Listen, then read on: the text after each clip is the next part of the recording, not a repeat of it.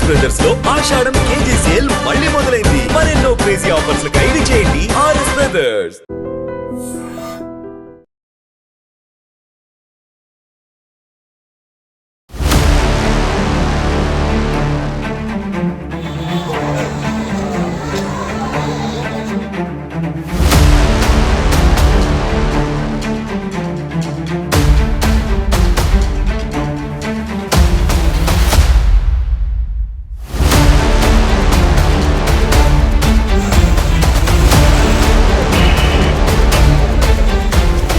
ప్రస్తుతం మన ముందు శాలివాహన నగర్ పార్క్. పొద్దున 7:20 ప్రాంతంలో ఇదే పార్కులో ఇదే ప్లేస్లో ఒక వాకర్ మీద కాల్పులు జరిగినాయి. మార్నింగ్ వాకర్స్ మనం చూడొచ్చు. ఈ ట్రాక్స్ అన్నీ కూడా మార్నింగ్ వాకింగ్కి సంబంధించిన ట్రాక్స్ ఇవి. పొద్దున్నే దగ్గరలో ఉన్నటువంటి ఈ గార్డెన్స్లలో చాలామంది వాకర్స్ వచ్చి వాకింగ్ చేయడం వెరీ వెరీ కామన్. అందులో భాగంగానే ఇక్కడే ఈ పార్క్ వెనకాల వైపే మనకు ఒక కాలనీ కనిపిస్తోంది.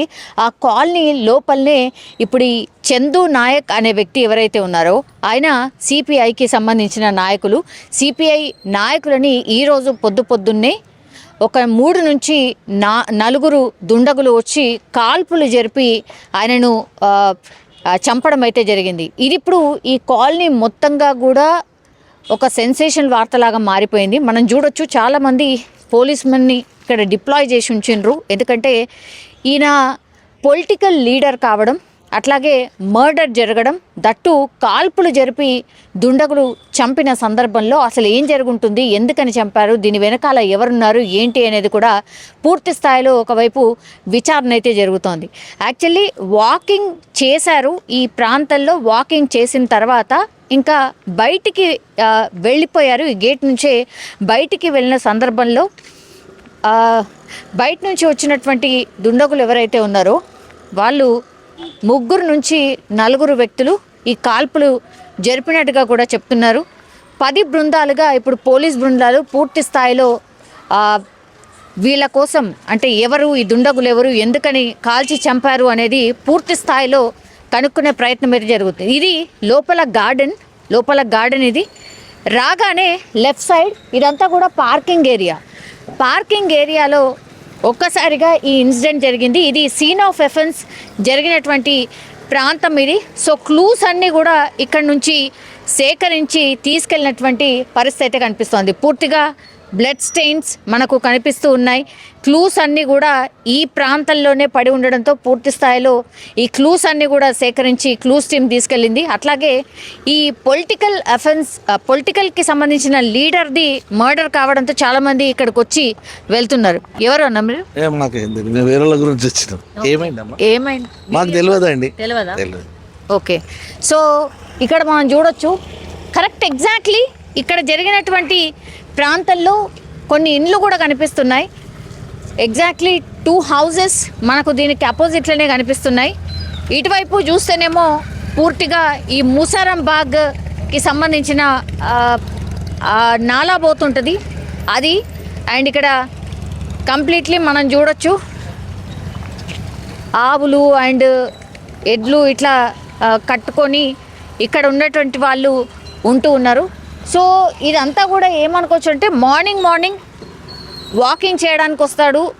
సో అప్పుడే టార్గెట్ చేసి ఒక రెక్కి నిర్వహించి రోజు మార్నింగ్ వచ్చి వెళ్తున్నాడు అని తెలుసుకున్న తర్వాతనే ఈ మర్డర్ చేసినట్టుగా కూడా చెప్తున్నారు. అయితే గతంలో ఎల్బీ నగర్లో ఈయన మీద ఇప్పుడు చందు నాయక్ ఈయన సిపిఎంలో ఉండే ఇప్పుడు సిపిఐలో జాయిన్ అయ్యిండు.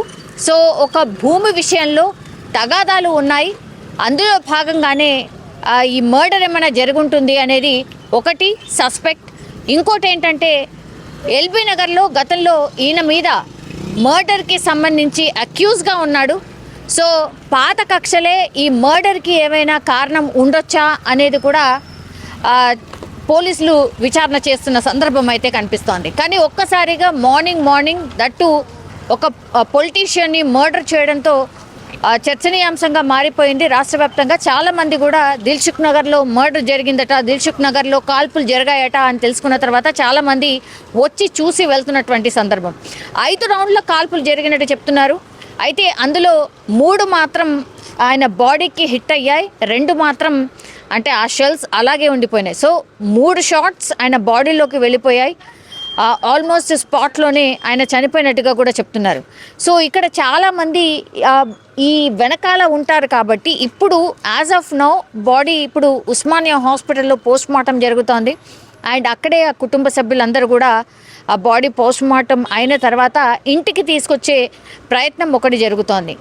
ఈ సిపిఐకి సంబంధించిన లీడర్ కాబట్టి చాలామంది పేదవాళ్ళు ఆయన దగ్గరికి వచ్చి రకరకాల ఇష్యూస్ని అడ్రస్ చేస్తున్నప్పుడు వాళ్ళ అన్నిటినీ కూడా సాల్వ్ చేసే ప్రయత్నం చేస్తూ ఉంటాడు మా అన్న అంటూ కూడా చాలామంది చెప్తున్నటువంటి పరిస్థితి. అండ్ మర్డర్ ఎట్లా జరిగిందంటే ఫస్ట్ ఈ దుండగులు ఎవరైతే వచ్చారో రాగానే ఆయన కళ్ళకి కారం జల్లారు. కారం జల్లగానే పూర్తిగా గట్టిగా అరుచుకుంటూ ఆయన కేకలు వేసుకుంటూ పరుగులు తీస్తున్నటువంటి సందర్భంలో చాలామంది వాకర్స్ ఎవరైతే ఉన్నారో వాళ్ళందరూ కూడా ఒక్కసారి గబగబా రావడం, ఆయన అరుస్తున్నటువంటి క్రమంలోనే గన్ తీసి దుండగులు ఒక 3 నుంచి 4 సస్పెక్ట్ చేస్తున్నారు. ఎంతమంది అనేది కూడా విచారణ చేస్తున్న సందర్భం. సో ఒక్కసారిగా గన్ తీసి కాల్పులు చేయడం స్టార్ట్ చేసిండ్రు.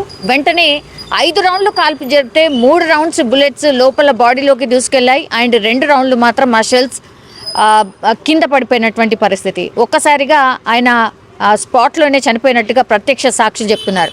ఈయన గట్టిగా అరవగానే వాకర్స్ అందరు కూడా బయటకు వచ్చి చూసేసరికే ఆల్మోస్ట్ కళ్ళ ముంగట్నే మర్డర్ చూసాము అన్నటువంటి మాట ప్రత్యక్ష సాక్షులు చెప్తున్నటువంటి పరిస్థితి అయితే కనిపిస్తోంది.